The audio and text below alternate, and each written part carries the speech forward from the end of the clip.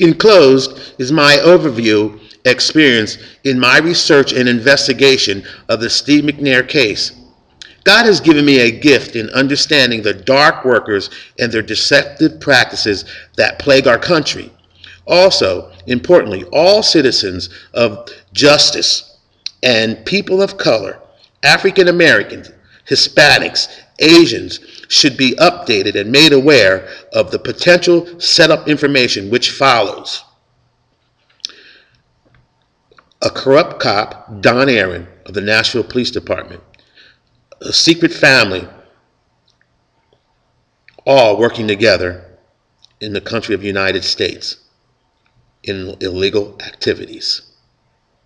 July 4th, 2009, weekend news breaks. The multi-millionaire NFL quarterback Steve McNair was murdered in his Nashville, Tennessee condo by his ex-girlfriend, Jen Kazemi. Murder-suicide, concludes Don Aaron as the Nashville Police Department spokesman. I, Reggie Aiken, an experienced security officer, found lots of questionable information and facts concerning the conclusion murder-suicide, which actually that was a lie. It's actually a double homicide. Now, while in my investigation, things started to happen to me that were completely unusual. I had a small business called Security Travels. I drove clients to and from Boston Logan Airport and JFK Airport in New York. And also I ran Amtrak locations. I advertised in Craigslist in the rider share section. In around the middle of July 2009, I was at work picking up a client at the Union train station in New Haven, Connecticut. While waiting on the street for my client to arrive, I just happened to walk back past my car and notice a man sitting behind the car in a dark colored Jeep with a license plate, Tennessee or TN-LUTT. He had a camera in his hand, and it was Don Aaron, Nashville Police Department spokesman. I then responded by taking out my camera and taking his picture as he sat in the car. My client then came out just as a female got into Don's Jeep, and he did a U-turn and sped off. My investigation and calls had to have triggered their alarms to send him to come look for me. 3 days went by, and I went to Amherst, Mass. to take my client back to Union Station. While outside waiting, I heard several rounds of gunfire about a mile away in the mountains of Route 116 in Amherst. Then Don Aaron drove to my vehicle, and he stopped where I was at the condominium for my pickup. He had a very angry facial expression, and he looked at me, and then he sped off. He was angry that I took his picture. After this, I was followed and stalked by Army veterans and contractors in utility vehicles. My email accounts were all opened. I began receiving strange emails with threatening subject titles and pictures. Each time that I went to continue with Steve McNair's research at night, gunshots were fired about a mile from where I was renting in South Hadley, Mass. Then one morning, an older male and female knocked on my front door and gave me 2 brochures stating to me that I should join their secret family. At that time, living in the house was my landlord, John Bosley, and his son, John Bosley Jr., and his sister, Amelia, and there was also another male tenant. I realized that my PC, or my computer, was being monitored, and my cell phone calls too.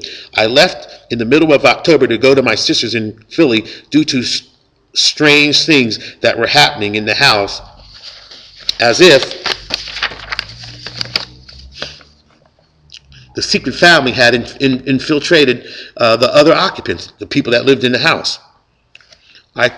I saw strange items that were located in the laundry room, and one night I got up and I left for Philadelphia. I saw John Bosley Jr. standing by my car in Philadelphia at my sister's house, Mary Thorpe.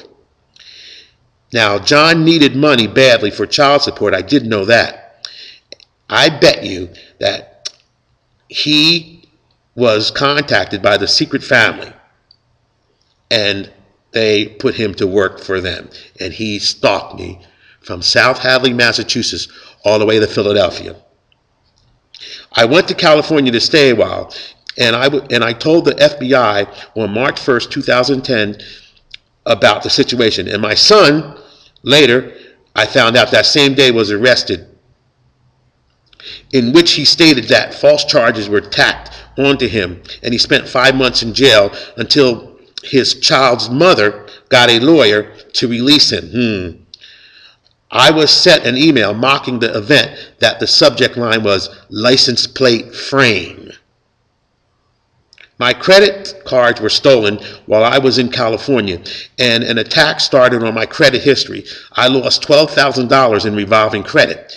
I had perfect credit prior to July 2009. They were able to blank out my bank email notifications. Bring clarity on that. That's another thing. When I would go to check my emails for my bank due notices, I noticed a lot of them were blank.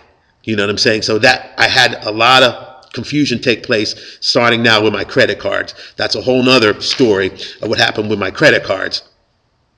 Then continuing on reading this overall statement, on September 13th, 2010, while in Staples in Upper Merion, PA, a stalker came inside and approached me, and I called 911. He left the store, and I followed him until the Upper Moreland police arrived. He had no ID on him. Officer Hoffman on the scene did the report and stated that my stalker also called 911 after I did. Really?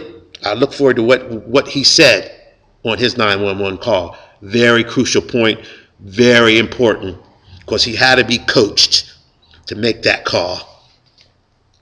My investigations findings were Steve McNair's girlfriend, ex-boyfriend, Keith Norfleet, and his sister, Crystal Norfleet, were in the apartment with a person named Mark. They were all partying in Steve's condo. There was a guy there named John, not John Bosley, another John, who told them to clean the apartment. Very crucial person, this John person, who Crystal and her brother Steve know who he is, was there in that apartment, who was responsible for the coordination of all of this. John, his name is.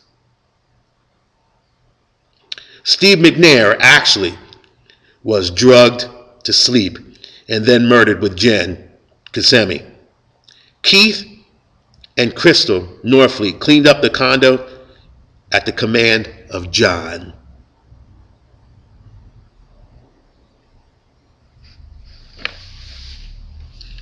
It's not that hard to go get statements from them.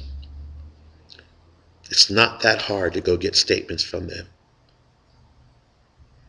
I wonder, and I wonder, do you notice none of them say anything?